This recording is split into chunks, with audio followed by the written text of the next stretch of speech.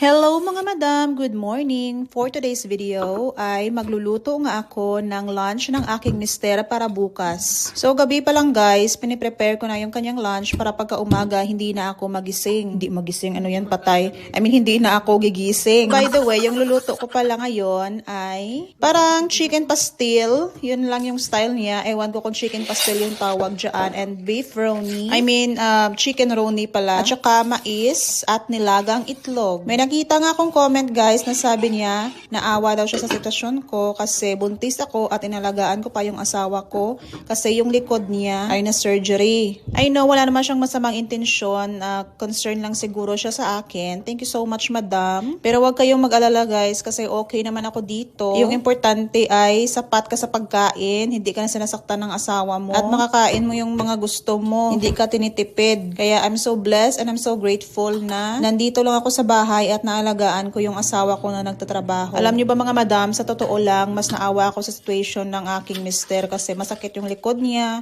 nagtatrabaho pa siya, at alam naman natin na hindi basta-basta yung spine surgery. Nilagyan siya ng screw sa kanyang likod, 4 na piraso, tapos nilagyan pa ng cage. Basta hindi ko ma-explain guys, minsan nga sumasakit pa yung likod niya, especially pag mag-bend siya, especially pag malamig yung panahon. Nararamdaman niya pa rin talaga yung mga screw sa likod niya. And it's been 5 months na surgery yung aking asawa. So, yung kanyang tahi o yung kanyang surgery sa likod ay hilaw pa. Siguro, it takes 1 year para ma-fully recovered kahit sabi ng doktor 6 months. And after 3 months ng kanyang surgery ay pinabalik agad siya sa trabaho. Kahit hindi niya pa talaga kaya pero wala siyang choice kasi kailangan at pinapapabalik na siya.